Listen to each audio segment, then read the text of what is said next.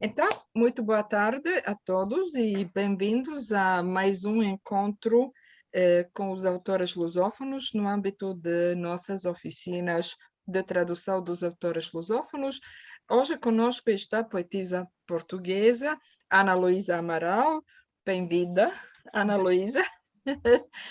E só para adicionar que este é um projeto que realizamos com o apoio do Ministério da Cultura da Croácia e que aqui estão presentes os participantes das nossas oficinas, que, claro, todos falam e entendem bem a língua portuguesa.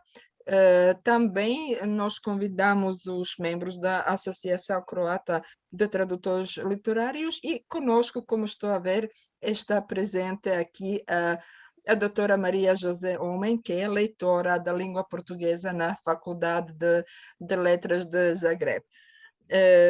Portanto, bem-vindos todos. Agora, para lhe apresentar, Ana Luísa, que dizer, você é uma autora de mais de 3 dezenas de livros, entre poesia, publicou também teatro, ficção, literatura infantil, ensaio, e também a sua literatura é publicada em diversos países, e agora também vai ser publicada na Croácia, apesar de que já temos algumas poesias suas que saíram em várias antologias aqui na Croácia. Também você obteve várias distinções e prêmios em Portugal e no estrangeiro. No ano passado, obteve o prêmio Rainha Sofia. Pode nos dizer de que prêmio se trata? Eu sei que são poucos portugueses que receberam esse prêmio, como, por exemplo, Sofia de Melo Brenner ou então Nuno Judice. São os únicos, e eu. São os únicos. E eu. É verdade, é verdade. Antes de mais nada, eu quero dizer que é um prazer estar aqui. Quero começar por dizer que é muito bom. Eu não conheço a Croácia, eu nunca, nem a antiga Jugoslávia, nunca lá fui, portanto não conheço a Croácia, conheço outros países, a Eslovénia, por exemplo, de que falou há bocado, por exemplo, não é? Mas não conheço a Croácia realmente, a República Checa também, bom, a Rússia, Polónia, pronto. Mas o Prémio Rainha Sofia é o prémio mais importante, digamos assim, de autores, poetas de língua portuguesa e espanhola.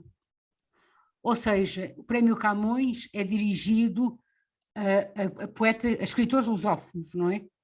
Escritores que falam português, digamos assim, sejam eles portanto, de Angola, de Moçambique, do Brasil, de Portugal, etc. No caso do Prémio Rainha Sofia, são todos esses e ainda todos falam espanhol, quer em Espanha, quer em toda a América Latina. Portanto, realmente eu acho que havia 80 ou 90 candidaturas, foi o que me disseram, e eu fiquei muito feliz porque, pronto, fui escolhida, não é? Costumam ser sempre autores de língua espanhola, não necessariamente espanhóis, mas de língua espanhola, sei lá, de países da América Latina. Portugueses, como disse, foram 3, a Sofia, o Nuno e eu, pronto. Sim, sim. E de resto, e é isso, pronto. E portanto, eu agora, para a semana, irei, eu já recebi o prémio, já lá fui, mas para a semana vou a Salamanca, porque vai haver uma jornada de estudo sobre a minha obra, a minha poesia e livros infantis e etc., no âmbito deste prémio ainda, e depois vou ao Palácio Real, a Madrid, ler poesia e isso dá-me muita alegria, porque eu tenho uma grande admiração por ele. Aliás, ele já ganhou o prémio Rainha Sofia com António Gamoneda, que é um grande, grande poeta espanhol, como sabem, um senhor já quase com 90 anos, uma pessoa encantadora, além de uma encantadora. Deixe-me só dizer uma coisa pequenina, posso? Sim, sim, sim, claro. Pensei que isto se calhar não tem muito pouco aparentemente tem pouco a ver com poesia, mas para mim não tem. Ou tem pouco a ver com literatura, mas para mim não tem, porque, como eu escrevi várias vezes, e como já disse muitas vezes, a literatura pertence ao mundo. E quem escreve, esta mão que escreve, não é? Esta mão que escreve, pertence a um braço, que pertence a um corpo, e este corpo pensa e sente, e está relacionado com os outros à minha volta e com tudo o que está à minha volta. E eu não sou nada sem o outro. Não é? O outro faz-me e o outro desfaz-me. Portanto, isto para dizer que, quando eu disse agora António Ramoneda é uma pessoa extraordinária, é porque realmente ele não é só um grande poeta, um imenso poeta, não é só uma pessoa inteligentíssima, mas é uma pessoa bondosa. Eu acho que a palavra bondade, ou bondoso, ou bondosa, saiu do nosso léxico praticamente. Quer dizer, nós dizemos muito, é uma pessoa tão inteligente, mas parece que já ninguém diz, é uma pessoa tão boa. Tão bom. Já não dizemos, é como se isso não contasse, e isso conta, porque é isso, no fundo, que nos une uns aos outros, não é? Sim. Quer dizer, a inteligência é muito importante, com certeza, mas há inteligência para o mal, caramba, e como, não é verdade? Bem, claro, o seu primeiro livro, agora para falar, que o seu primeiro livro de poesia publicado chama-se Minha Senhora de Quê? Claro que saiu também nos anos dos 90 e trata-se de uma homenagem a Maria Teresa Horta, que na altura, quer dizer, 20 anos antes, escreveu Minha Senhora de Mim. Agora eu queria perguntar, qual era a sua intenção ao relacionar o seu primeiro livro a uma poética de Maria Teresa Horta? É muito engraçada essa sua pergunta, Tânia, porque eu nunca tive essa intenção. Tá bom. Embora, note, eu admiro muito a Maria Teresa, sou muito amiga dela, ainda ontem conversámos. Mas eu, quando publiquei Minha Senhora de Quê, não estava nada a pensar em Maria Teresa Horta. O que aconteceu foi que a primeira pessoa que fez um pós-fácil para o livro, Maria Irene Ramalho, Sim, que relacionou. escreveu sobre o livro, relacionou com o de Maria Teresa Horta. E eu disse assim, olha que interessante. E a partir daí repeti vários anos que os dois livros estavam ligados. Mas, de repente, aqui há coisa de uns 10 anos, lembrei-me. Então, mas sabe como é que o meu livro se chamava? O meu livro, quando foi para a editora, chamava-se A Impossível Sarsa. Eu vou escrever aqui o título, está bem? Que é para ver, porque é uma palavra um bocadinho, não sei se toda a gente sabe o que é. A Impossível Sarsa. Sarsa é da Bíblia. É a sarça ardente, não é? Portanto, quando a sarça começa a arder, então... Só que eu dizia, é impossível sarça às pessoas, e as pessoas diziam-me assim, é impossível farsa. E eu disse, não é farsa, é sarça. E até havia quem me dissesse, e o que é sarça? Não sabiam, porque não é uma palavra muito usada em português, na nossa língua, uma palavra antiga, enfim. E então o livro, quando foi para a editora, quando foi aceite como a impossível sarça. Só que eu depois resolvi mudar, e mudei usando um título de um poema que tenho lá, que se chama justamente Minha Senhora de Quê? Minha Senhora de Quê? Bem, muitos críticos relacionam mas fazem muito bem a relacionar, eu acho. Sim, com o título do livro Maria Teresa. Até porque, pois, Tânia, até porque a Maria Teresa, quando escreve Minha Senhora de Mim, no fundo aquilo que ela está a fazer é reivindicar para a mulher, para as mulheres, não é? O direito a serem senhoras de si. Sim. Ou seja, ela vai buscar a tradição trovadoresca do Minha Senhor, que aliás a palavra não havia feminino na poesia trovadoresca, a expressão era minha senhor, a palavra, Minha senhora. senhor, a palavra era uma palavra, não tinha masculino e feminino, só tinha uma forma, minha senhor, mas ela vai buscar, mas claro, era a forma como o trovador se dirigia à dama, não é? E o que é que ela vai dizer? Ela vai dizer, minha senhora de mim, eu sou senhora de mim. Passados 20 e tal anos, mais de 20, quase 20 anos, eu pergunto, minha senhora, de quê? Ou seja, o que é que mudou assim tanto? Dona de quê? Digo eu na segunda. Sim, dona de quê? Mas, brinca com o senhora dona, que é uma expressão usada em Portugal, como sabe, senhora dona Ana Luísa, brinca com o senhora e brinca com o dona também, a propriedade, não é? Quer dizer, em que é que as coisas mudaram assim tanto? As mulheres já são donas de si, porque eu depois digo, se os versos apressados me nascem sempre urgentes, trabalhos de permeio, refeições, doendo a consciência inusitada, ou seja, está tudo junto, não é? Quer dizer, o que se passa no mundo, os filhos, a casa, não é? As mulheres continuam a ser ainda, e continuavam a ser ainda nos anos 90, sobretudo, ainda não senhoras de si. Sim, mas a ligação é que, por exemplo, a escrita da Maria Teresa Horta é feminina e feminista, como Sim. também é a sua escrita.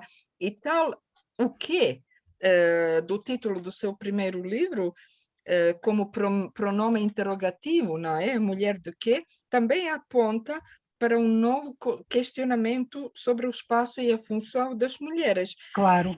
Portanto, qual então seria a função das mulheres de que fala na sua escrita? Olha, em primeiro lugar, Tânia, eu não sei, eu não gosto muito de dizer que a minha poesia é feminista, sabe? Porque, por exemplo, se pegar num poema como O Excesso Mais Perfeito, não é? Se pegar num poema como O Olhar Diagonal das Coisas, quer dizer, há tantos poemas aqui que nada têm a ver, podiam ter sido escritos por homens sem problema nenhum, não é? Não. Agora, é claro que eu sou mulher e é claro que eu sou cidadã e eu, como mulher, sou feminista. Assumo-me como feminista, não é? Claro. Para mim, feminismo reduz-se a uma expressão: direitos humanos. Sim, sim. Claro. Não há razão nenhuma para que nós, mulheres, sejamos menorizadas perante os homens. Nenhuma, não encontro razão nenhuma. Não encontro razão nenhuma, sinceramente, e portanto essa reivindicação faço eu diariamente, todos os dias. Passei à minha filha, até num poema que se chama Testamento, esse primeiro poema que está no meu primeiro livro, Minha Senhora de Quê, passei-o à minha filha e ela, em que esteve aqui há bocado, de facto luta por isso também, não é? Portanto, é também uma pessoa, digamos assim, muito lutadora e muito e que se inscreve muito nestas questões, não é? De democracia, de liberdade, de igualdade, no fundo. Agora, qual é o papel das mulheres? Pergunta-me, não é?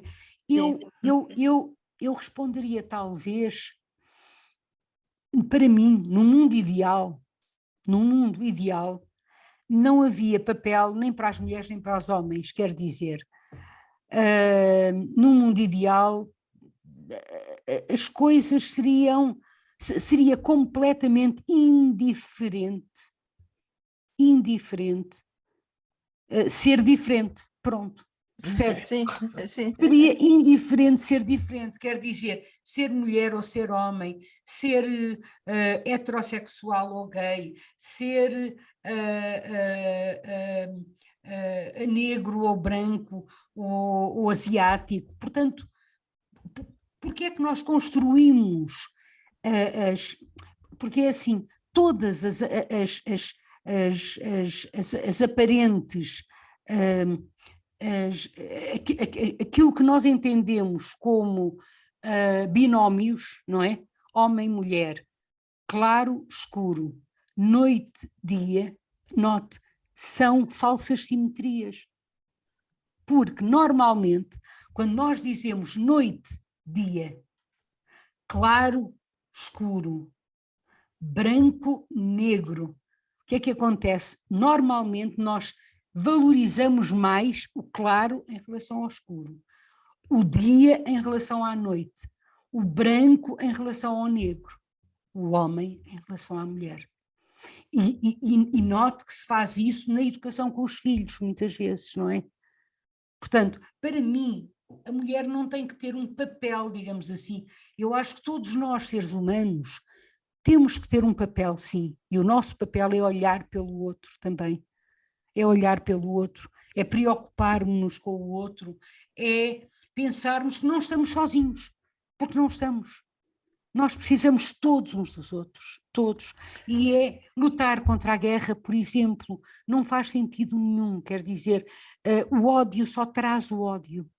O ódio só gera ódio. Da mesma maneira que eu acredito que a bondade ou o amor normalmente geram bondade ou amor. Acredito nisso. Sim, não, isso é verdade, mas como, pelos vistos, esses direitos, às vezes, ainda não temos suficientes Não direitos, temos, não por isso temos. mesmo que hoje nós em Zagreb temos tal grande manifestação que é relacionada com esses temas dos direitos reprodutivos das mulheres e também a sua área, podemos dizer, de pesquisa, são também os estudos feministas É e os verdade, estudos de gênero, é verdade. etc. Portanto, por tudo isso, e depois também, como sei que a Ana Luísa foi coordenadora, por exemplo, de projetos internacionais como Novas Cartas Portuguesas, 3 décadas depois ou 40 anos depois, etc. Isto tudo tem a ver com, Tem toda a claro, razão, tem toda com a os razão. direitos da mulher. Claro, claro. Por isso é que eu disse, num mundo ideal. Sim, sim.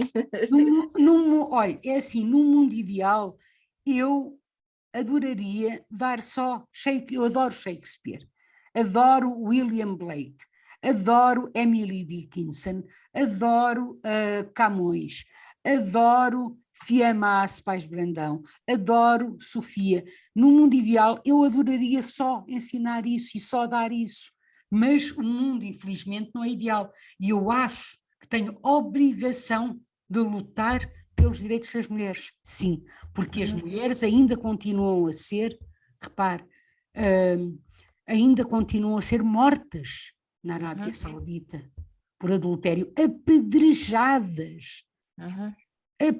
Eu não sei se conhece um poema que eu tenho no Ágora, que se chama justamente A Mulher Adúltera.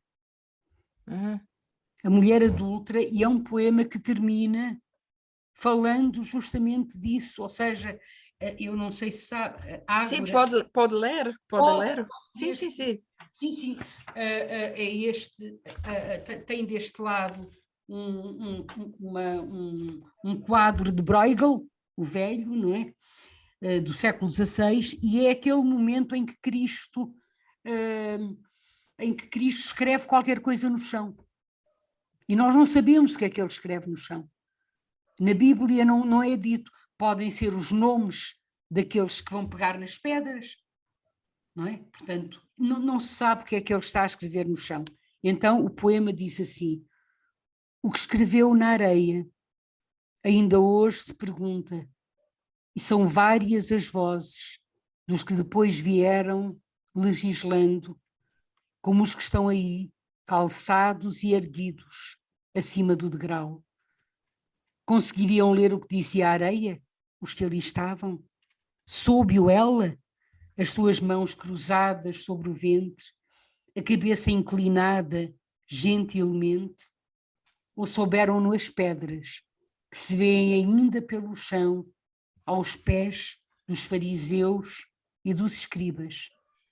As pedras que não morrem, mas possuem o poder de matar mulheres ainda hoje. E, de facto, quer dizer, tem razão, eu tenho... Estas questões preocupam, como os refugiados, por exemplo, tenho um poema que é Prece no Mediterrâneo, que é sobre os refugiados, não é? Que, portanto, os que estão aí na bacia do Mediterrâneo, não é? Sim, sim. Parece que agora foram esquecidos, já ninguém fala nos refugiados, pronto. Mas, sabe porquê, Tânia? Eu tenho para mim muito presente o seguinte, nenhum de nós pede para nascer onde nasceu. Nós não pedimos para, nós não escolhemos o sítio onde nascemos. E qualquer um de nós, e eu tenho também isso para mim, qualquer um de nós pode tornar-se um sem-abrigo. Se lhe acontecer uma coisa horrível, horrível na vida, por exemplo, morte das pessoas todas à sua volta, da sua família, etc., e se não tiver alguém, amigos ou família que ajude, se não tiver essa ajuda, pode acabar na rua.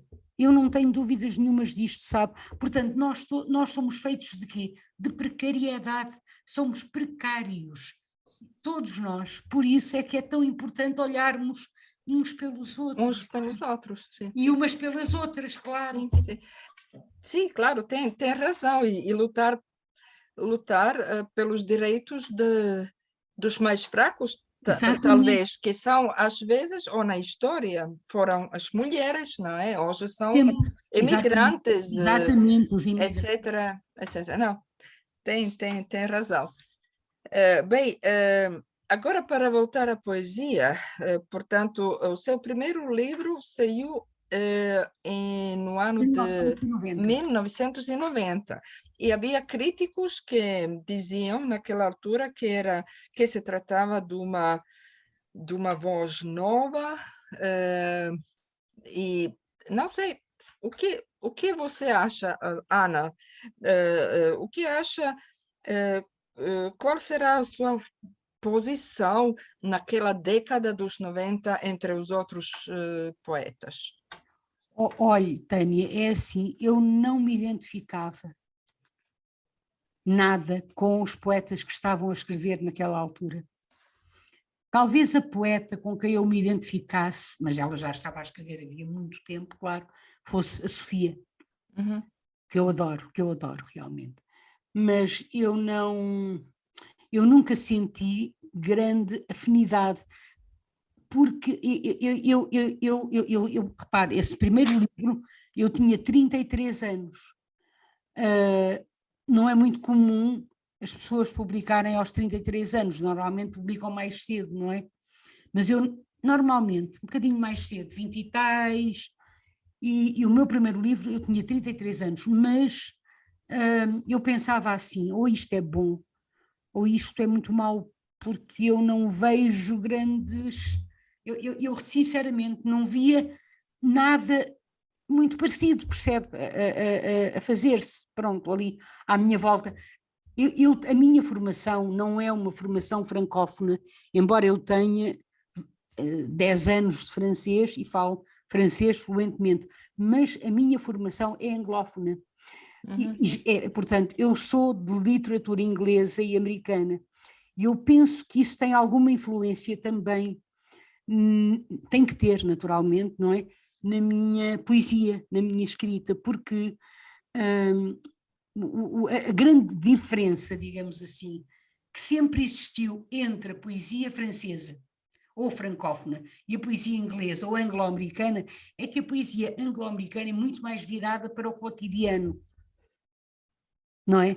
Menos filosófica, menos abstrata, por exemplo, não é? E eu acho que essa dimensão de cotidiano esteve sempre na minha poesia, desde o início. E nesse primeiro livro também, não é? Sei lá, eu falo do testamento, esse poema Testamento, se quiser eu posso ler rapidamente. Sim, leia. Pronto, é um poema então, é do do primeiro, eu sei os poemas de cor, eu nem sei para que é que se de abrir o livro, mas pronto. É um poema que diz assim: vou partir de avião e o medo das alturas misturado comigo faz-me tomar calmantes e ter sonhos confusos. Se eu morrer, quero que a minha filha não se esqueça de mim, que alguém lhe cante mesmo com voz desafinada e que lhe ofereçam fantasia, mais que um horário certo ou uma cama bem feita. Deem-lhe amor e ver dentro das coisas, sonhar com sóis azuis e céus brilhantes, em vez de lhe ensinarem contas de somar e a descascar batatas.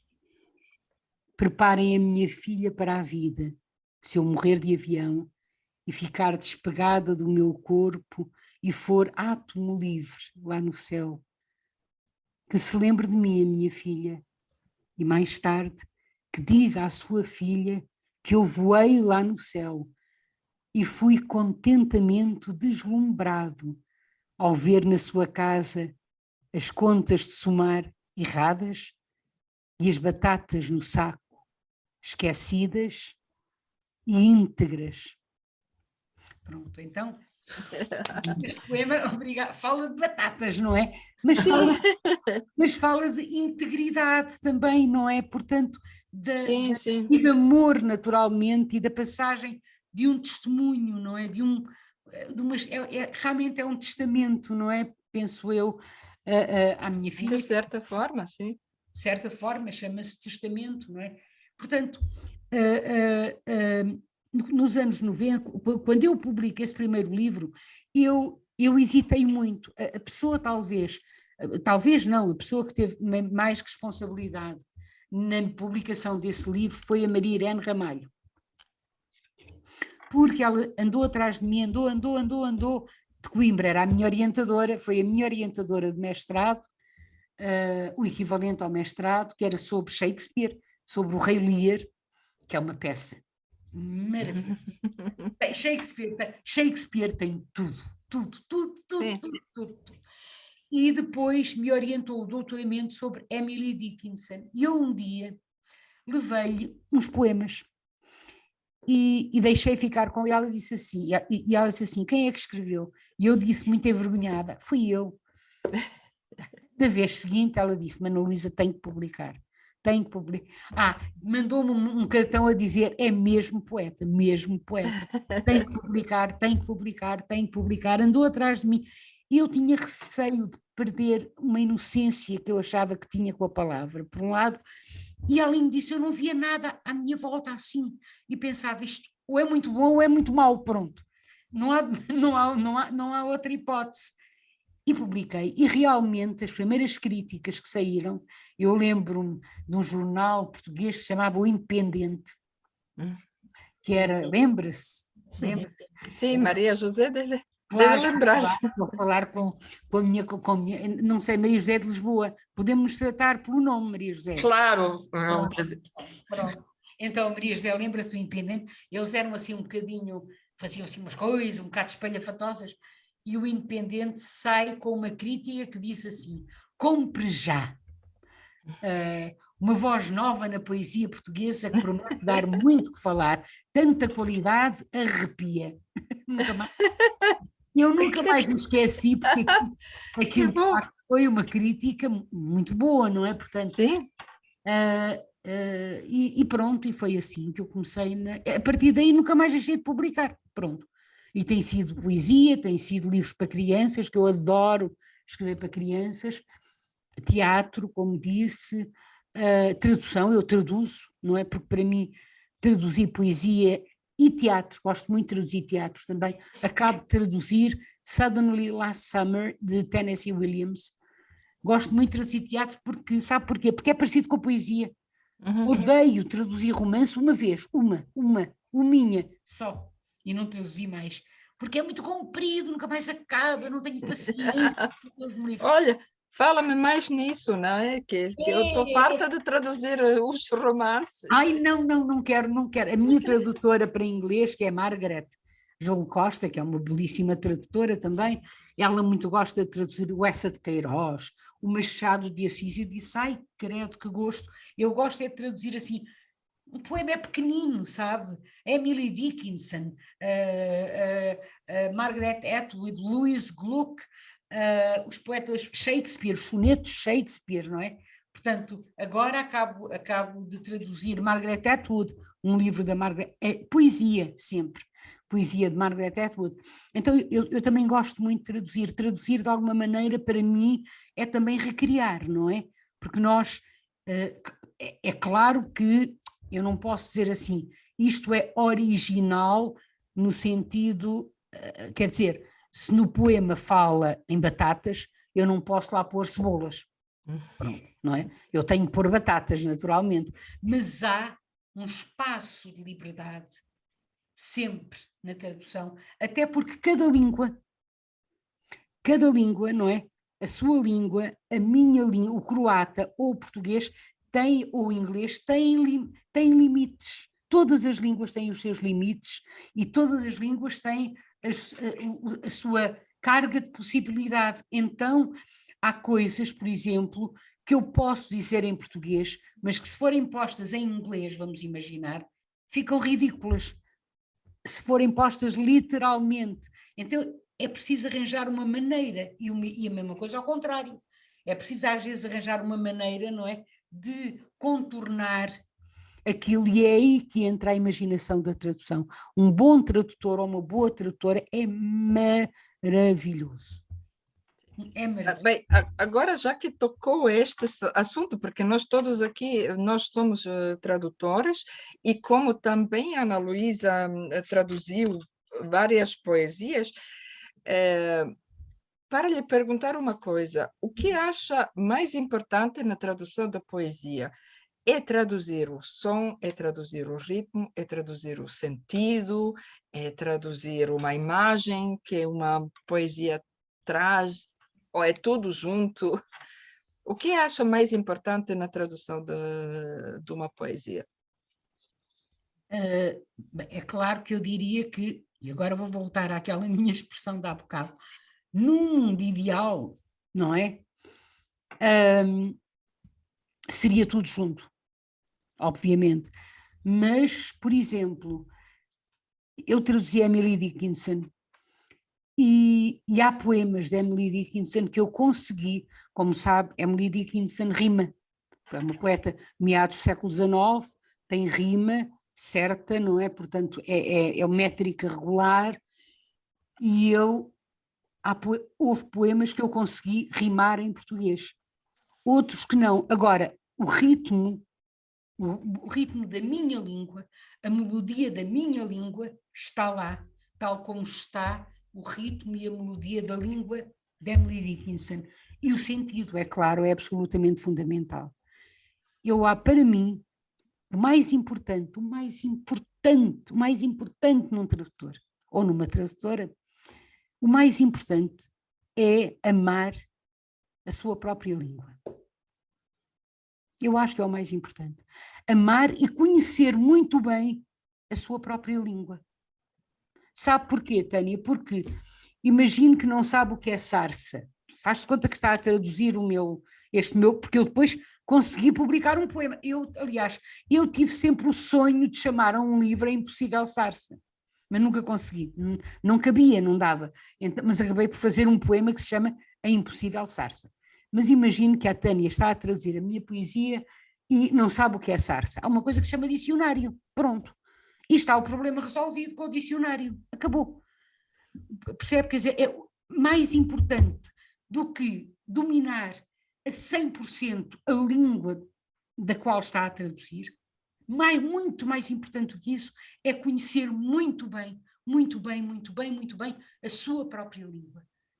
É ler muito na sua própria língua, isso é fundamental, a leitura, fundamental. Ler muito de forma a conhecer bem a língua e de forma a conhecer bem os estilos diferentes, não é, dos escritores. E é paixão. É a paixão. Eu acho que traduzir poesia passa sempre por paixão. Até porque, note, quando se recebe dinheiro por uma tradução de poesia, não é? Nada paga. Nada paga uma tradução de Emily Dickinson, nada, percebe? Porque é tão difícil, é tão complicado, é tão complexo, digamos assim, que não é ingrato. Eu acho que, é claro, tem que ser pago, eu entendo que tem que ser, e mais, eu acho que o nome do tradutor de poesia tem que aparecer na capa do livro. Aqui em Portugal aparece sempre, sempre. A melhor editora de poesia de tradução que nós temos em Portugal, onde eu publico, é a Relógio d'Água, e a Relógio d'Água tem sempre o nome do tradutor na capa. Na capa. No caso da poesia, porque o tradutor é fundamental, no caso, até porque eles fazem livros bilíngues, não é? E o tradutor é fundamental, pronto. Aparece sempre aí, mas tem que amar, tem que haver paixão, sabe? Eu acho. Então, Sim, sim. o que é mais importante? Em primeiro lugar, eu acho que o sentido, claro, não é? Quer dizer, o sentido é fundamental. Eu não posso trair uma ideia que está no poema original, não é? Eu não posso, se a Dickinson diz, sei lá, because I could not stop for death, she kindly stopped for me. Não é? Porque não pude deter-me para a morte, parou ela amavelmente para mim. Eu traduzi assim, mas está a ver que é um ritmo diferente. Because I could not stop for death, she kindly stopped for me. E eu ponho mais, a minha tem mais sílabas, porque não pude deter-me para a morte, parou ela amavelmente para mim. Porquê também? Porque o português é uma língua menos sintética do que a inglesa. E se eu tentar encaixar as mesmas sílabas, o que é que vai acontecer? Aquilo vai ficar uma coisa artificial, artificiosa, percebe? Então, quando ela diz porque não pude deter-me para a morte, eu não posso lá pôr porque não pude deter-me para a vida, não é? Porque, quer dizer, isto é uma traição ao sentido. Então, claro que o sentido é absolutamente fundamental, mas Sim. depois há a música, é aqui que nós chegamos, a música. Para quem não conhece, eu vou escrever aqui, isto está na internet. Não sei se conhecem este é um texto pequeno, não sei se conhecem, ela conhece, a Hannah conhece, não? ABC of Translation. Willis Barnstone como é que ele se chama? O autor. É talvez das coisas mais bonitas que eu li sobre tradução, porque ele faz uma espécie de ABC, porquê? Porque ele faz uma lista com várias palavras, começam A, B, C, então, sei lá, quando chega, por exemplo, ao B, bridge, faz-te conta, bridge, e diz que a tradução é uma bridge, é uma ponte, não é? Entre uma coisa, é lindo, aquilo é lindo, é um poema. ABC of Translation, pronto, desculpa eu estar a falar tanto, peço desculpa. Não, é muito bem ouvir também a sua experiência como tradutora, porque é poetisa ao mesmo tempo e tradutora, não é? E nós somos tradutores que também talvez escrevamos poesia, mas qual é o problema? Que nós tradutores às vezes lemos a poesia e entendemos muito bem o que um autor quer dizer, mas Claro. às vezes é muito difícil transferir isto e tal poema para as nossas línguas. Por isso eu perguntei o que é mais importante. Se quer, eu vou só dizer umas palavras de uma grande poetisa croata que se chama Vesna Parun. Como é que se chama? Desculpe. Vesna Parun. Depois manda-me o nome, se faz favor. Sim, eu mando o nome. É uma grande poetisa croata que não está traduzida. já morreu, claro. Está Nós, traduzida. neste ano comemoramos os 100 anos do nascimento de tal poetisa Vesna croata. Parun. Vesna Parun. Agora, a nossa Vesna Parun disse que a poesia é uma grande feiticeira e que ela perguntou o que significa traduzir a poesia. E depois ela, pronto, é um trecho que onde ela quer explicar o que significa traduzir a poesia para ela. Para ela, traduzir a poesia significa, primeiro, tirar toda a roupa de palavras de um poema até que fique só o pensamento e a música. E depois, neste pensamento ou música, como se fosse uma planta, colocar outras palavras que são palavras da nossa língua, ou da língua para que esta poesia é traduzida, e tentar, com isso, de certa forma, extrair um pequeno grauzinho de beleza daquela poesia original. Pronto, mais ou menos era essa a ideia. Que lindo! A nossa poetisa Vesna Parham, que era uma grande poetisa e também fazia... Ela não está traduzida em inglês, está? Eu não sei se Vesna Parham... Ou em francês? Agora não sei, mas deve ser traduzida para uma dessas línguas. Eu estou a perguntar. E não, como nós temos agora também um projeto de fazer uma antologia dos poetas croatas, espero que também vamos traduzir a Vesna Parham, e, portanto, os portugueses vão poder ler também essa poetisa, mas como os outros...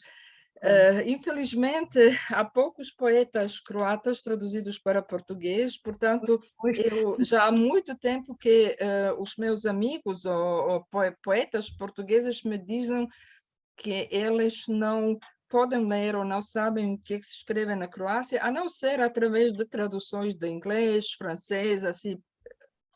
Portanto, acho que chegou a altura para fazer uma tradução ao contrário. Ao contrário. Sabe porquê é que eu pergunto? Porque eu tenho um programa na rádio que se chama O Som que os Versos Fazem ao Abrir. Eu sei. Pronto. E nesse programa... Lindíssimo, lindíssimo. Muito obrigada, Maria José. Eu só trabalho com mortos e mortas, portanto tem que estar tudo morto.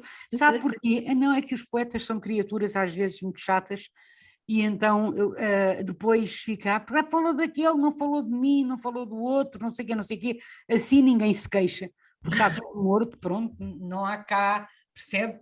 Eu não falo de poetas vivos. E claro, e trago muitos poetas estrangeiros, muitos, e por vezes já tenho, por exemplo, chineses, já falei de poetas chineses traduzidos em inglês, eu traduzo do inglês ao português, percebe? Se ela estiver traduzida ou em francês, ou em inglês, ou em italiano, que mais? Ou em espanhol, claro, ou em alemão, eu traduzo essas línguas, percebe? Portanto, não havia problema, eu traduzia. Vou procurar. Vou procurar porque seria maravilhoso, e se procurar e se encontrar, vai já ser para a semana, pronto. Ok. Este ano, posso dizer, há pouco tempo, saiu uma obra da sua poesia reunida. Acho que este é o terceiro livro da sua obra poética reunida, com o título que é O Olhar Diagonal das Coisas, e que reúne os 17 livros de poemas que você publicou, ou tem publicado até agora. Eu achei muito curioso um comentário de Maria Irene Ramalho, que escreveu o pós-fácil desse livro, que diz que você não altera as suas poesias. Portanto, uma vez escritas, publicadas, ficam assim. É verdade. Mas, às vezes, transfere poemas de um livro para o outro, não é verdade. E depois dialoga com poemas anteriores, de modo que qualquer novo poema altera os anteriores, ou seja, todos os poemas exigem nova leitura de poemas anteriores. Eu achei aquilo muito interessante, porque você não só altera a sua escrita anterior, mas também, talvez, os poemas de tradição. Sim, portanto, sim. Você também reinventa, de certa forma, a tradição, porque você também inclui muito as formas de tradição, como os temas, mitos, etc., ritmos tradicionais, por exemplo, redondilhas, decassílabos, sonetos, etc. Então, diga-nos um pouco sobre a sua relação com a tradição, seja a sua própria ou portuguesa. Sim, eu devo dizer, antes de mais nada, que é tudo de ouvido. Ou seja, o meu pai, eu tenho uma família, a família do lado do meu pai, o meu bisavô tocava violoncelo, o meu pai tocava piano e adorava piano. O meu pai era empresário, um empresário infeliz, e muito infeliz, porque ele não queria nada ser empresário. A minha mãe é que gostaria de ser empresária, pronto. Mas ele não queria ser empresário. A primeira coisa que ele fazia mal chegava à casa era sentar-se ao piano e tocar piano. E eu acho que herdei essa dimensão da música, mas não com piano. Eu tenho um piano ali na minha sala, neste momento estou aqui na minha salinha, tenho ali um piano ao fundo, mas se eu vos disser que eu não sei tocar sequer os martelinhos, eu não minto. Meu pai tentou pôr-me em aulas de piano, não serviu de nada. Eu sou completamente, é um horror. Mas tenho uma coisa, tenho um ouvido de facto, pronto, muito bom para tudo o que para a música, mas tocar nada.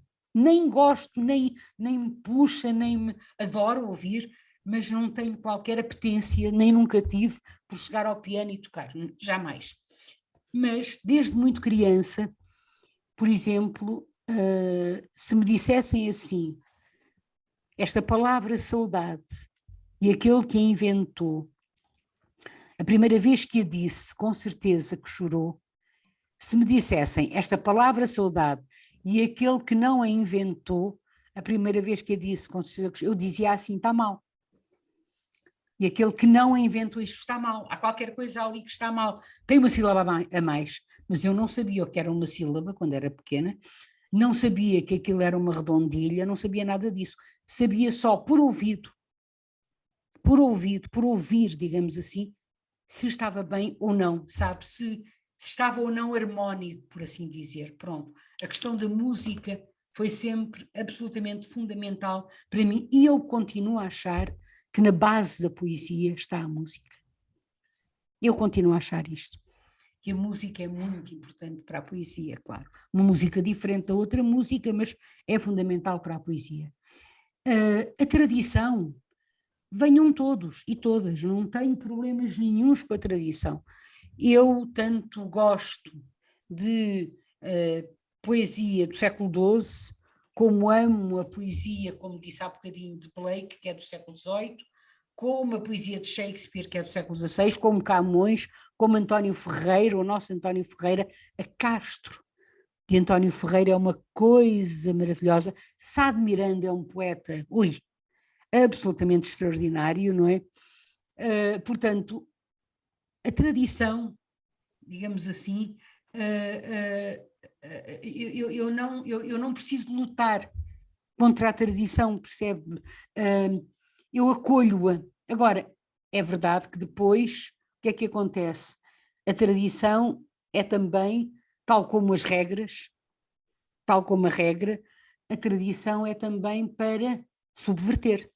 Eu gosto mais de subverter do que transgredir, porque transgredir significa romper explicitamente. O que é que eu quero dizer com isto? Nunca ninguém, os polícias não dizem assim, um polícia, se apanha um carro mal estacionado, não diz assim, o senhor cometeu, ou a senhora, uma subversão. Não. Ele diz, cometeu uma transgressão. Sim. Porque a transgressão é óbvia, vê-se, está ali à nossa frente. A subversão não. A subversão está escondida. E então a subversão pode pegar, por exemplo, num verso de Camões, sabe? E dar-lhe uma volta. Pode pegar numa coisa de Blake e fazer-lhe outra, e transformá-lo de uma outra maneira. Portanto, a subversão para mim é no fundo, a transgressão explode e a subversão implode, faz implodir, se me faço entender, para mim. Então, o que é que acontece? Os poemas que eu às vezes repito, eu nunca disse isto à Maria Irene, mas é verdade, às vezes eu tenho tantos poemas que às vezes esqueço-me, já não é, quer dizer, não são muitos, mas há para aí 1 ou 2 que estão repetidos de maneira diferente, porque eu depois escrevi outra versão e acabou por aparecer no outro livro um bocadinho diferente da primeira. Mas é verdade, por exemplo, que eu tenho esse poema Testamento, que eu acabei de dizer, e passado 5 livros ou 6, tenho um poema que se chama... Ai não, peço desculpa. Eu tenho no meu primeiro livro um poema que se chama A Verdade Histórica, que começa com: a minha filha partiu uma tigela na cozinha. Começa assim. E passados 5 livros, tenho um poema que se chama Outras Verdades. Outras que tem a ver assim, com esta. Claro, que começa assim: a minha filha já não parte tigelas na cozinha, nem usa borboletas no cabelo, nem veste certas roupas de brincar. Pronto, começa assim o poema. Então, é verdade, percebe que no fundo é como se, sim, eu vou buscar a, entre aspas, tradição minha, pronto, de que lá está, e de alguma forma dialogo com ela, não é? Portanto, não, respondi. Sim. Respondi. Sim, já agora que estamos a falar, e também falamos sobre a tradução, como os nossos participantes traduziram alguns poemas suas, eu quero agora perguntar se alguém de participantes tem alguma pergunta sobre, porque nós tivemos umas certas dúvidas, não é? Quanto à sua tradução. Ai, acredito. Sim. Acredito. Agora, por favor, eu quero Passar. ouvir os nossos participantes. Podem fazer uma pergunta à Ana Luísa sobre a tradução, ou sobre certas dúvidas. Faz favor. Boa tarde. Boa tarde. Eu traduzi o poema Ilusionismos. Qual? Desculpe, não ouvi ela, desculpe. Ilusionismos.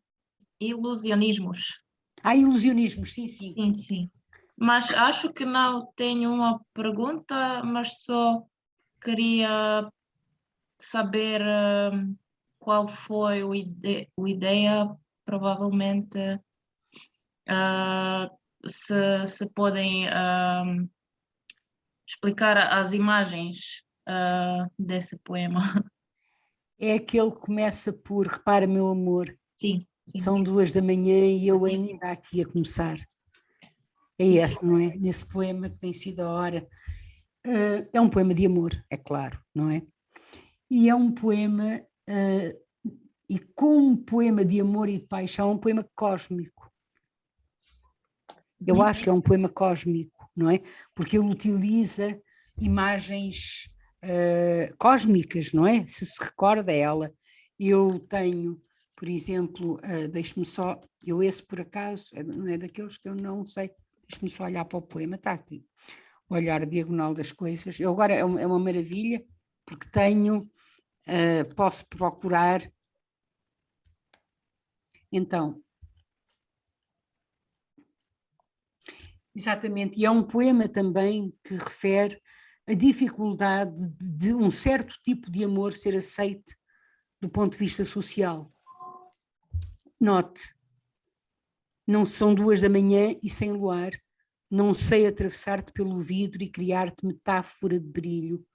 São 2 da manhã e o céu tão escuro como carvão, onde vou inventar pequenos seixos para fazer fogueira que discorra. Estamos dentro da noite que é mais noite, e o que é que eu trago para te acordar? Portanto, no fundo, é um poema que interroga a necessidade da criação de uma nova linguagem para falar de vários tipos de amor. Eu tenho um poema que se chama um pouco só de Goya, carta à minha filha, que a determinado momento diz, que fala das formas de amar, todas diversas, mas feitas de pequenos sons de espanto, se o justo e o humano aí se abraçam.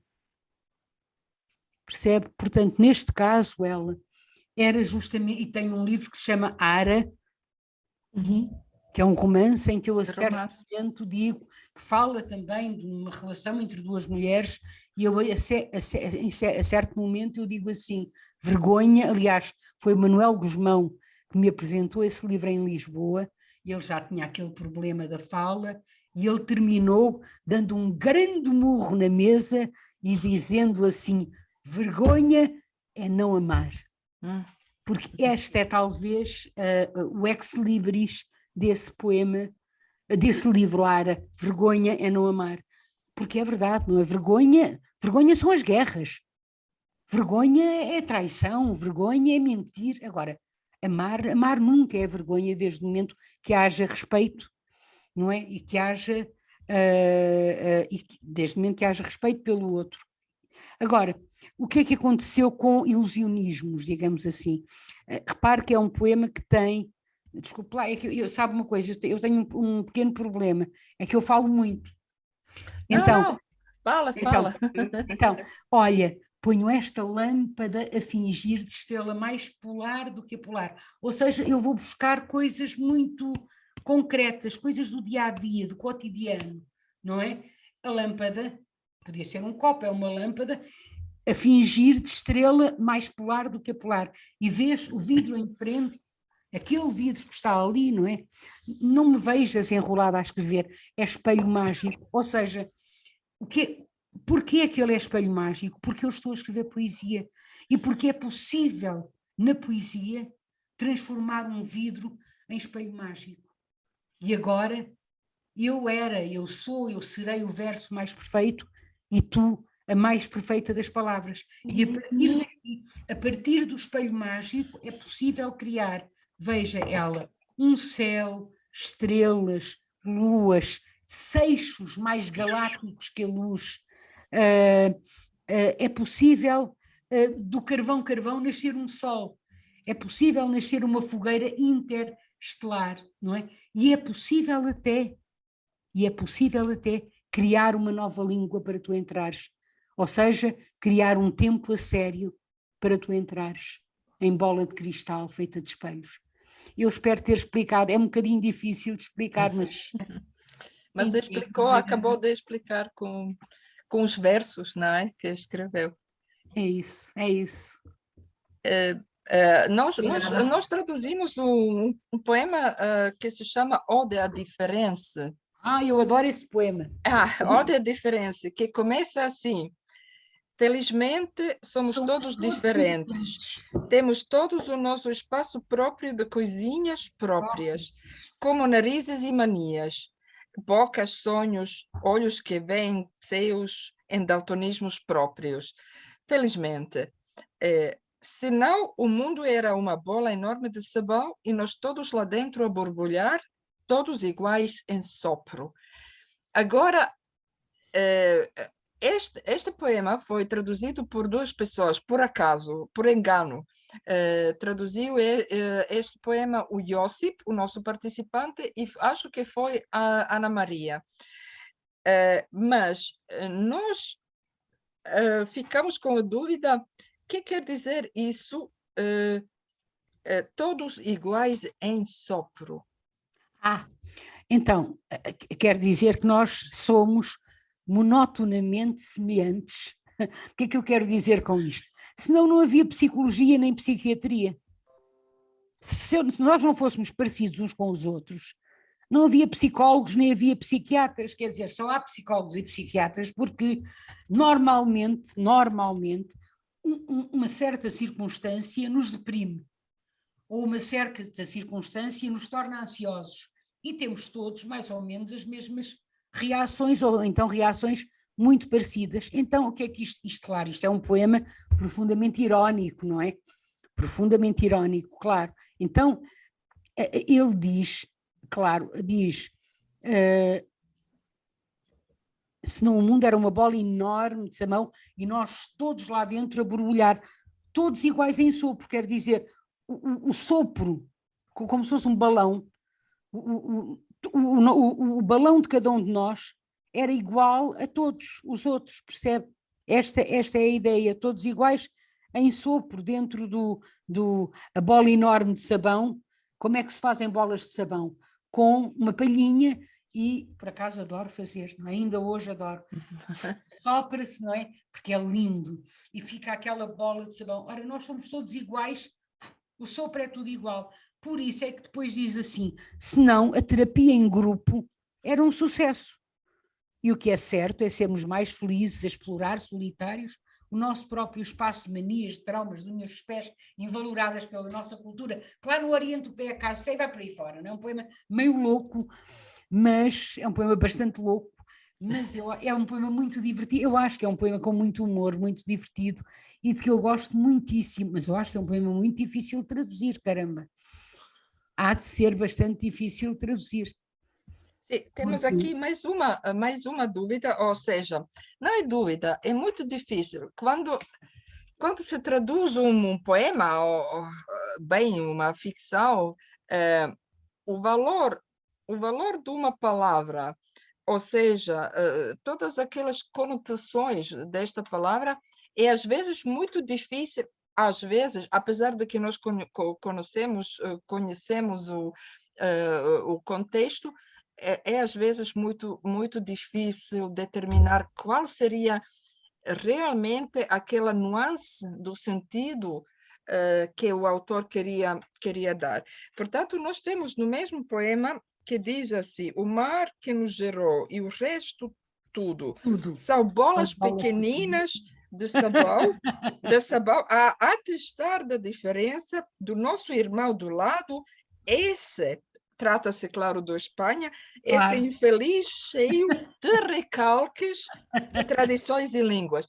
Agora, nós nos perguntamos o que quer dizer aqui recalques, apesar de que sabemos o que é recalque, então, recalques de tradição e línguas. Isto é uma brincadeira, isto quer dizer que nós portugueses, como sabe, Portugal é o país mais antigo da Europa, não é? Porque é o país com as fronteiras estáveis há mais tempo, não é? Portanto, desde o século XII, digamos assim. A Espanha é recente. Espanha é recente, relativamente recente. Sei lá, foi Isabela que os reis católicos, não é? Começaram a unir aquilo e tal. E as 4 línguas que Espanha tem, a galega, como é que se chama? O basco, o catalão e o castelhano, não é?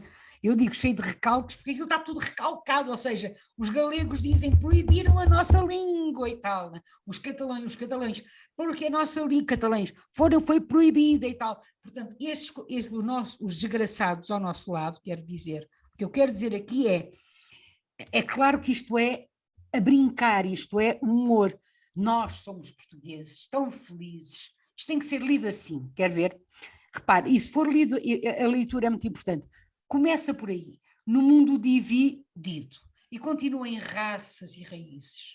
Nós somos portugueses, tão felizes, com tanta história atrás e tantos feitos, tantas coisinhas próprias de delícia. O mar que nos gerou e o resto tudo são bolas pequeninas de sabão a atestar da diferença do nosso irmão do lado, esse infeliz, cheio de recalques, tradições e línguas, paella e calamares. Tem boca como nós, não canta ao fado. Tem pernas como nós, não dança ao vira. Contenta-se, coitado, com flamencos chorados e falanges doridas. E é claro que aqui as falanges têm a ver com Franco. Sim. Portanto, isto está tudo misturado, não é? E é como se eu dissesse, nós é que somos bons. Mas ao dizer isto, eu estou a ser irónica, naturalmente, porque nós somos todos iguais, quer dizer, aquela ideia, deixe-me só terminar dizendo, eu tenho um poema muito mais para a frente que está no meu último livro, está já no mundo, neste livro, o ultiminho que acabou de sair, e é um poema que se chama, não vou lê-lo, mas é um poema que se chama porque é muito longo, das sagas e das lendas, pequeníssima fábula do contemporâneo. Ó, Tânia, pode passar, se quiser, às pessoas que aqui estão o PDF. Está bem? Tá bom. Ok, Só obrigada. vos peço é que não passem a muito mais gente, está bem? Não, não, não vamos espalhar. Mas muito obrigada. Mas pode passar. Agora, este poema que começa com Otávios, com o nome de Octávios, que casa com Agripina, depois vem Astride, ou seja, primeiro são os romanos, depois vêm os vikings, não é? E o que é que acontece? Acontece que o filho, o romano vai para a guerra e o filho de Agripina é louro de olhos azuis. E ele diz, mas como é que pode ser louro de olhos azuis se eu sou moreno? Igor, o viking, vai para a guerra, não é? E a mulher do viking tem um filho, Astride, tem um filho moreníssimo. E ele diz que coisa horrível, e ela diz-lhe, nem sei, não compreendo como aconteceu, mas ele era tão hábil e gentil, tinha os olhos rasgados, falava-me de estrelas, e o seu perfil um pouco estonteante, e tu estavas na guerra, ou seja, eles andavam todos a fazer a guerra, e é um poema sobre a imigração e a migração, porque acaba assim, como sabe bem, como é reconfortante pensar que nesta circular e comum terra há os limpos e puros, porque não há, ninguém é limpo, ninguém é puro, nós somos todos uma mistura de tudo, percebe? Portanto, sim, somos uma mistura, não é? Quer dizer, se formos agora ver quem é que veio para trás, a minha trisavó, esse poema está aqui, também era negra, de Cabo Verde. Por acaso eu pensava que era de Angola e o poema saiu, a minha trisavó era negra de Angola, mas isso foi o erro meu. Mas agora está como Angola, e ficou como Angola, mas não era cabo-verdiana, pronto. Mas eu já nem sei porque é que comecei a falar nisto. Foi por causa do nosso poema. Do nosso poema, Ode à Diferença. Mas havia mais perguntas, eu acho que Dean queria perguntar sobre então todo o seu livro, portanto, o último livro de poesia reunida tem o título de O Olhar Diagonal das Coisas. Isso Sim. é um verso de uma poesia que nós, Dean... Traduzimos, acho que foi a Hannah quem traduziu, mas a Hannah que teve que sair antes. E ela optou por não traduzir literalmente, ela quis substituir com outra palavra, e isto impôs-se com um problema concreto, porque percebemos que o olhar diagonal é, de facto, um sintagma muito importante para a sua poética. Pois é, porque quer dizer então, isto, sim. slant. Em inglês a palavra é slant, não é? Que é oblíquo, no fundo é o olhar oblíquo, ver em oblíquo, não é? E pode dizer algo, quer dizer, o que é que realmente significa esse olhar diagonal? Porque sabemos que até houve uma peça de teatro sim, uma peça feita, chamava, sim. Exatamente. Chamava Diagonal das Coisas. O que é que seria realmente esse olhar diagonal? Olha, eu acho que toda a poesia é um olhar em diagonal. Toda, não é só a minha, porque por duas razões. Em primeiro lugar, a poesia usa exatamente o mesmo alfabeto que nós usamos para comunicarmos uns com os outros. Não temos outro, não é? Portanto, dá de A a Z. As mesmas palavras, em línguas diferentes, naturalmente, não é? Mas as palavras que eu uso para falar com a minha cadela, que se chama Millie Dickinson, por acaso, anda por aí, são as mesmas palavras com que eu escrevo um poema, que eu ponho no poema, não é? O que acontece, penso eu, é que, assim como, deixe-me fazer aqui uma experiência. Espera aí. Eu gosto desta imagem. Agora já não vou poder beber esta água que eu queria beber, mas agora pronto. este copo d'água. O que acontece aqui? A este processo chamamos refração, não é? Não reflexão, mas refração. Ou seja, fica assim, não é? O lápis, estão a ver que o lápis está torto, aqui, não é? Portanto, ele pertence, este bocado que está na água, pertence ao lápis, mas é como se fosse um outro pedaço de lápis. Eu acho que isto é a poesia. É exatamente o que não se pode dizer exatamente. No fundo, não é? Portanto, e a poesia, de facto, está ao lado do mundo, porque ela está ao lado da linguagem, mas ela cria outra língua. Por isso é que nós dizemos que toda a poesia é sempre escrita numa língua estrangeira, sempre, toda ela. A vossa poeta Vesna Parun ou o nosso poeta Luís de Camões escreveram ambos, tendo escrito em línguas diferentes, o croata e o português, escreveram numa língua estrangeira ambos, que é a língua da poesia. Eu acho que é isto, sabe? Este meu poema em concreto, O Olhar Diagonal das Coisas, que tem a ver, que eu posso ler muito rapidamente, querem? Sim, sim. Pronto, então é um poema também com algum humor. Eu lembro-me muito bem de o escrever, eu estava num café e estava a tentar escrever um poema e o poema não vinha, acabou por vir desta maneira. No fundo é sobre o poema, sobre a impossibilidade do poema possível. É uma coisa um bocadinho estranha, não é? Não sou capaz. Bem tento que ele venha, o tal olhar diagonal das coisas, mas as pessoas surgem tão sérias, tão capazes nos seus discernimentos. À minha frente agora, por exemplo, um grupo com cerveja e amendoins. Se fosse um tempo antes, conseguia fazer de amendoins um qualquer tema, descascar um poema devagar, feito de amendoins, cerveja e gente.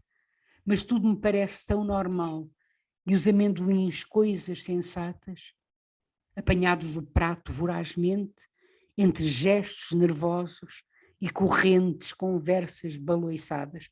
Ou seja, o que quer dizer com isto? O olhar diagonal das coisas está nesses últimos 3 versos, apanhados do prato vorazmente, até porque os 3 versos surgem separados, não é? Graficamente surgem ao lado, entre gestos nervosos e correntes conversas baloiçadas. O que é que a imagem que a mim me chega é a imagem de chimpanzés, por exemplo, não é? A comerem os, não é? E as conversas que baloiçam de um lado para o outro. Ou seja, o olhar diagonal das coisas é o oposto ao normal, é o oposto ao sensato, é o oposto ao sério, é o oposto ao capaz nos seus discernimentos, não é? Portanto, o diagonal é o ínvio. A Dickinson, mais uma vez, tem um poema lindíssimo que diz assim: Tell all the truth, but tell it slant. Isto é lindíssimo. Diz toda a verdade, mas dila oblíqua. Diz toda a verdade. Porque a poesia fala a verdade. A poesia não mente. A poesia finge. São coisas diferentes. Isso é muito diferente. Fingir e mentir. Não mente, mas não mente. Portanto, Dickinson diz toda a verdade, mas dila oblíqua, dila em diagonal. Pronto, é isso. Eu tenho mais uma pergunta a respeito ao outro poema que traduzimos, outro seu poema, que é O Excesso Mais Perfeito, que foi, pronto, eu li alguras que ficou muito desiludida com uma tradução para francês. Horrível. E eu queria perguntar, porque a Tânia e eu fizemos algumas alterações também respeito ao poema original traduzido por uma participante, e eu queria perguntar porquê que achou a tradução horrível. Não gostei a primeira tradução, depois, claro, Catherine Dumas, que é quem me traduz, traduziu maravilhosamente, porque a primeira pessoa que me traduz esse poema, o poema começa com, cria um poema repare, cria um poema de respiração tensa e sem pudor. E a tradutora traduz: Je voudrais écrire un poème. E eu disse, eu não digo escrever um poema, eu quero um poema, como quem quer uma batata, como quem quer um livro, como quem quer uma água, pronto, eu quero um poema. On peut pas dire ça en français, era sempre a desculpa, mas os franceses fazem muito isto. On peut pas dire ça en français, não se pode dizer isso em francês. Francês não se diz assim, porque é aquela coisa, aquela ideia de Verlaine, sabe? Ainda muito antiga e tal. Então, quando chega um momento em que eu digo música, música, música a preencher-lhe o corpo, e o cabelo entrançado de flores e de serpentes, e uma fonte de espanto polifónico a escorrer-lhe dos dedos, o que é que ela põe? De la musique, de la musique, de la musique. Eu disse, não me ponha assim, ponha-me só musique, musique, musique, porque é possível dizer assim em francês. E ela disse, não, não, não, não. C'est comme de la musique avant toute chose. Portanto, eu não gostei nada dessa tradução. Nada, nada, nada, nada, nada, nada. Porquê? Porque ela... Porque eu acho que nessa tradução ela foi de uma literalidade absolutamente... Não houve imaginação. Percebe? Porque quando ela dizia assim, mas em francês não se diz, eu dizia, pois, mas em português também não. Em português também não se pode dizer, mas percebe-se. Portanto, tem que arranjar uma forma em que se possa dizer também, não é? Outra coisa, pronto, até pode não ser...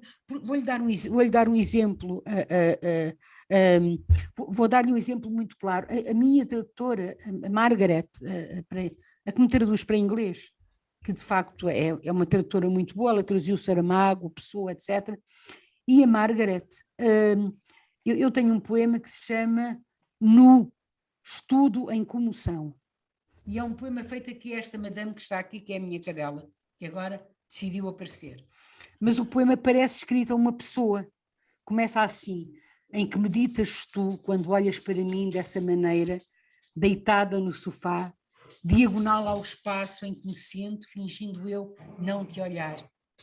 Em que penso ao teu corpo elástico, alongado, pronto a vir ter comigo se eu pedir. As orelhas contidas em recanto, as patas recuadas, em que medita agora o branco dos seus olhos, lua em quarto crescente, um prado claro. E quando dormes, como noutras horas, que sonhos te viajam?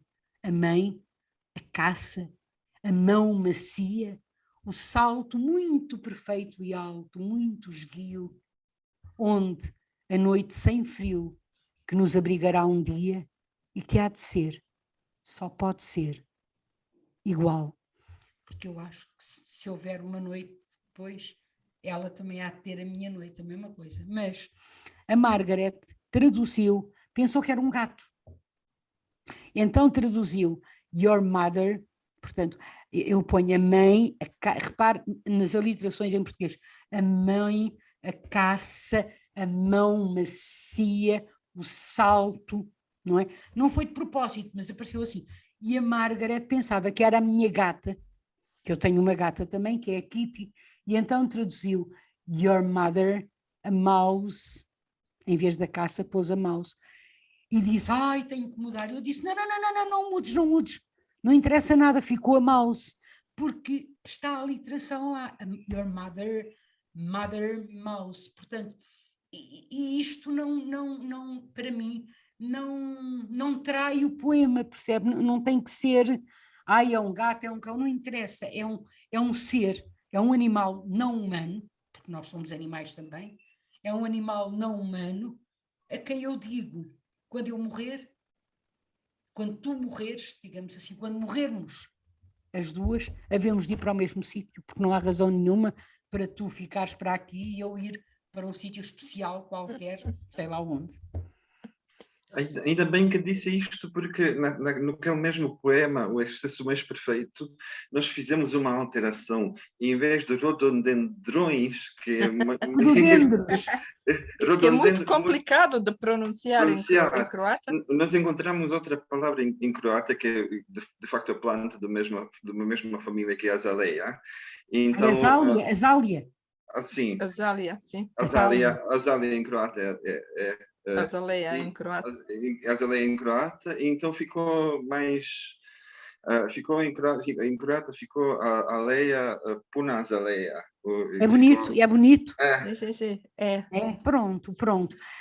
Os meus rododendros é a única vez em que eu tenho rododendros na minha poesia, toda. Eu nunca mais escrevi rododendros, sem mais lado nenhum. E os rododendros, de facto, eu não sabia o que eram rododendros quando escrevi o poema. Só que eu li, quando tinha pai 12 anos, um romance chamado Rebeca, da Daphne du Maurier. Exatamente, que depois o Hitchcock haveria de pôr em filme.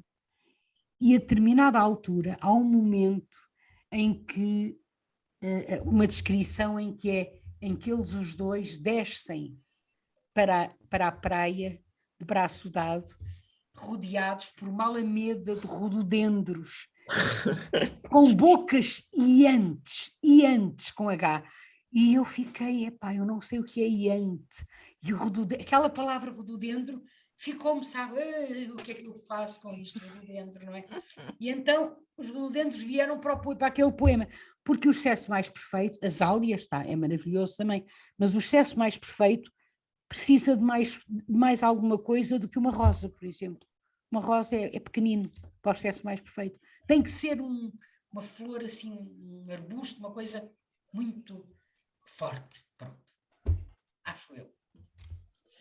Muito bem. A sua poesia, que abrange não sei quantos poemas, mais de 1000 páginas, não é? 1500. Esta última, sim, este último livro de poesia reunida, há vários temas que a Ana Luísa abrange, não é só direitos das mulheres, as mulheres, o cotidiano, não sei. Um dos temas que eu gostei muito é a sua poesia, por exemplo, está cheia de referências a viagens e a espaços, embora na sua poética está implícita a ideia de inutilidade da viagem física, não é? E também existe uma apologia do exercício da imaginação e da memória, e há um poema neste sentido que eu gosto muito e que vou ler agora, e chama-se Viagens e Paisagens. Já traduziu? Não, mas vou traduzir, está na minha lista. Diz assim: começo da viagem, espremer como laranja esta hora tardia, sem olhos, mas com túneis, memória confortável na paisagem, que é sempre a mesma aos gomos variados. Tu, sem descrições maiores, no escuro embalador que me faz mal, uma sede maior, nem o sumo apaga, nem o fumo que faz dentro do túnel, tremente carruagem na velocidade atônita do tempo, que o momento já tarda e o conforto, afinal, só ilusão, e incômodo caroço é o bastante para rasgar o chão. Eu acho aqui, não sei, acho aqui uma poética do mundo, não é? Aqui uma pequena sabedoria, não é, de toda a vida, a morte, de todos nós, nestas viagens e paisagens. Muito obrigada, Tânia. E agora portanto, qual função que eu queria perguntar de memória e da imaginação na sua poesia? Claro que se trata, a memória é uma certa viagem no tempo para si. Claro. Mas... Então, a memória, se não houver memória, não há tradição, não é? Quer dizer, a memória, digamos assim, funciona para mim nos dois sentidos, ou seja, no sentido literário, artístico, se quiser, do termo, não é? Portanto, eu conseguir recordar tudo aquilo que li ao longo da minha vida, e tudo aquilo que eu amei ao longo da minha vida, em termos de literatura, e também de várias artes, não só a literatura, e depois a memória do mundo. Não é? Que não deixa de ser, claro, menos importante. E a memória do mundo faz-se, no fundo, também através de uma espécie de, como é que eu hei de dizer, uma espécie de manancial onde se recolhem coisas tão pequeninas como um abraço, por exemplo, que alguém nos deu, ou um beijo que alguém nos deu, como o horror perante, olha, eu tenho um poema precisamente a propósito da antiga guerra da Jugoslávia. Está aqui neste livro, porque me lembro de ver uma imagem horrenda na televisão, que era um sapato de criança, só o sapato de criança, com um atacador, ainda o atacador. E aquilo, não era preciso mais nada, não é? A Susan Sontag escreveu muito bem sobre isto quando escreve sobre fotografia, não é? Não era preciso mais nada. E eu recordo-me que chorei, porque aquilo era tão comovente, digamos assim. A criança não estava lá, mas estava aquele sapatinho e estava aquele atacador. Eu, se quiser, posso ler esse poema, não sei, quer? Sim, sim. Deixa ver se eu o encontro aqui. Está aqui outra. Meu Deus, isto é maravilhoso, esta coisa. Então, o poema foi escrito naquela altura e chama-se assim. Chama-se Anunciação, que é uma palavra estranha, porque naturalmente a anunciação, normalmente ligamos a palavra anunciação a algo belo, a algo bom, não é? Aqui a minha anunciação diz assim: se a guerra viesse agora em forma de canção, o céu tão de laranja de repente obliterando o sol, se a guerra aqui viesse às 8:30 da manhã e uma primavera ainda tão de cheiros e muros luminosos, se ela agora chegasse em olho de ciclope, não via essa varanda de traseiras, sapatos de criança em parapeito a este sol oblíquo, ou a rapariguinha para a escola, o cabelo molhado e limpo, persianas erguendo-se de novo e outra vez, e um rosto, uma mulher de saia azul e cesto posto ao braço, voltando do mercado, os diários ofícios de silêncio e amor, relva a nascer, flores repentinas, tranças, lenços, pão quente. Se a guerra aqui viesse e em brilho incandescente o tempo se parasse por segundo, em desperdício agudo e de rotina ausente, nem Deus, nem anjo a rodear o céu, sobrado fumegante, metade de um sapato e atacador, cavalo replicando em contramovimento resíduos de uma flor e de uma trança. Então, é que este cavalo é também um dos cavalos do Apocalipse, não é? Para mim. Porque, de facto, as guerras não fazem sentido nenhum, não fazem, não é? E pronto, e este poema, de facto, foi escrito nessa altura. É um poema que está no meu 5º livro. E escrevi outros, depois escrevi um que se chama Imagens de Guerra, também sobre a antiga guerra da Jugoslávia, que é um poema terrível, porque aí foi pior ainda, porque eu não consegui escrever um poema longo, eu tinha que escrever, tudo teve que ser muito concentrado, sabe? Assim, porque a guerra para mim é o oposto, quando eu falo na rapariguinha para a escola, quando eu falo na mulher de braço, de cesto posto, de cesto no braço, em direção ao mercado, isso são os gestos diários. E a guerra é o contrário disto tudo. A guerra põe tudo ao contrário, não é? É o avesso do cotidiano, é o avesso do que nós, seres humanos, precisamos para viver, que é alguma ordem no nosso cotidiano, não é? Que é almoçar, é jantar, é dar de comer aos filhos, coisas tão simples quanto isto. E a guerra revira isto tudo, não é? É isso. Bem, para não acabarmos com guerra, Não vamos acabar com isso. os temas da sua poesia são variados, mas eu gosto muito daquele momento onde surge realmente a mulher cotidiana com as suas receitas. Ai, quero uma receita! Acho aquilo, portanto... Então, quer a receita da galinha? Pois, por isso há uma série de poemas que falam sobre receitas, não é? Há uma certa temas de cozinha, de receitas com tudo aquilo, cebolas, alhos refogados e tal.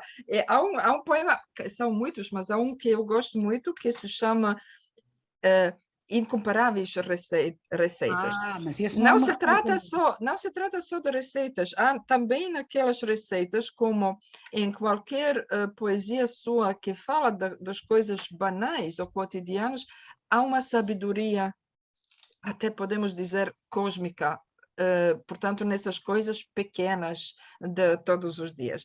Portanto, o poema diz assim: dizem que não se deve comparar o humano a coisas ou sabores, mas há vinhos do Porto muito velhos que escorrem lentamente pelo copo em mil carícia e cor. E como se ama um vinho muito doce assim, também a alguém se pode entretecer de amor. E há depois os assados muito loiros, de cheiro a escorregar pela cozinha, batatas a seu lado como monjas que em preces de capela e um arroz quase solto, onde cozeu estrofe do principal. Como a esse, ao produto final, entre batata, carne, arroz, assim também a alguém se pode e devagar tecer.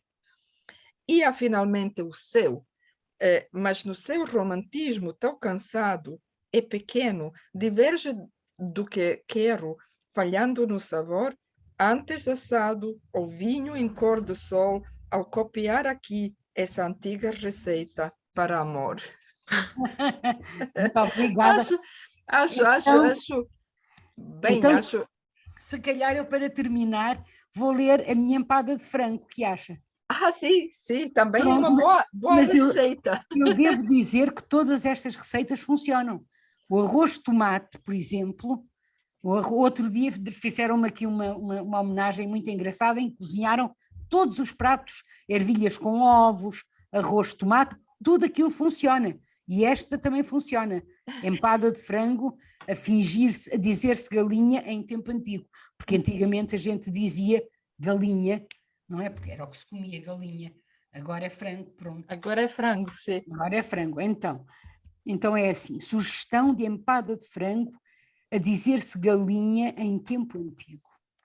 Estender leve, finíssima, a lençol muito macio, de folha eficiente, que resistisse ao espaço de entre duas rochas em puro e antigo sedimento, massa quebrada, pronta previamente.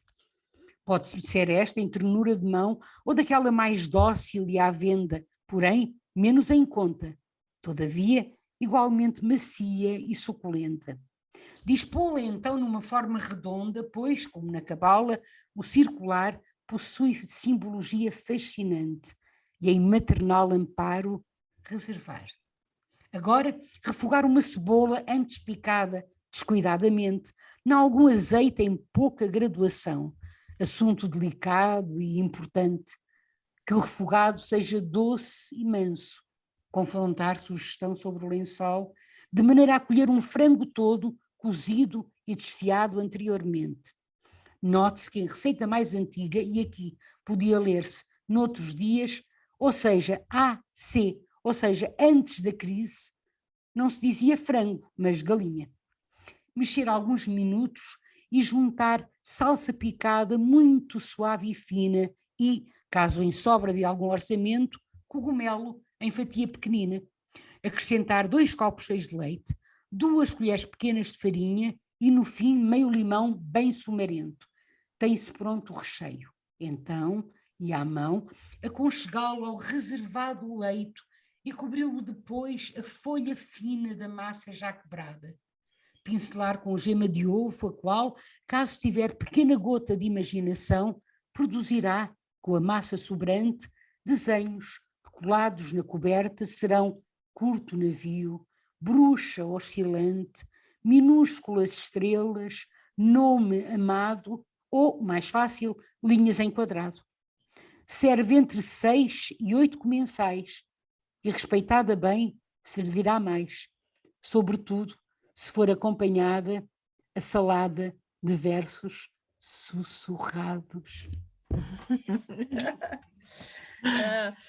Muito bem, muito obrigada, Ana Luísa. Obrigada. Não sei se alguém tem mais perguntas, a Maria José, Mihovila.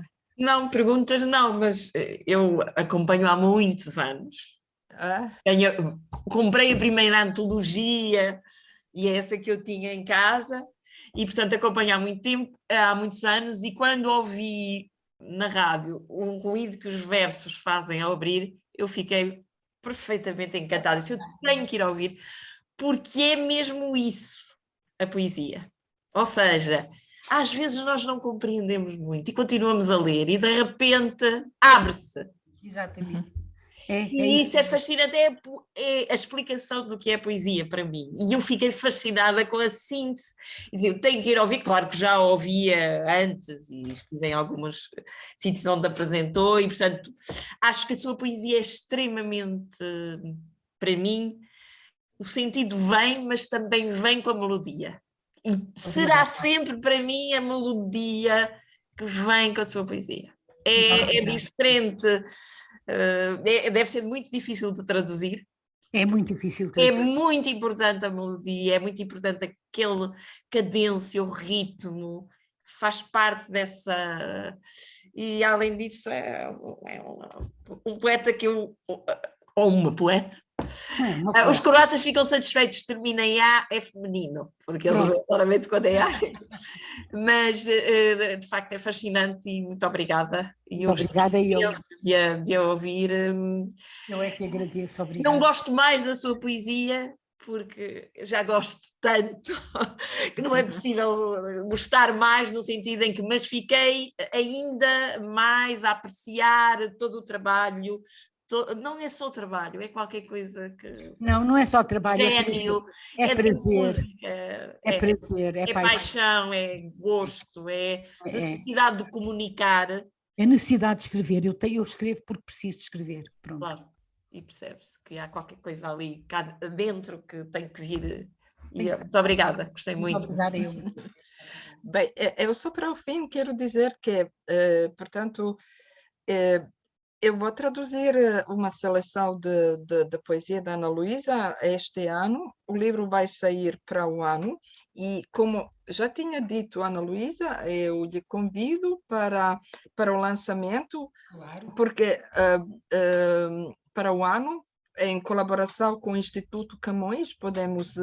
acho eu, combinar este encontro ao vivo aqui na Croácia, que eu e acho o público croata teria muito gosto. E eu também teria muito gosto em ir, muito obrigada. Muito bem. Então agradeço a todos.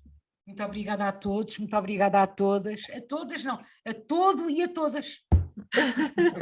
Sim, mas como nós estamos a gravar a nossa este encontro, os outros participantes que pelos vistos quedaram na manifestação, depois foram conversar sobre isso e tal, eles vão ver este encontro.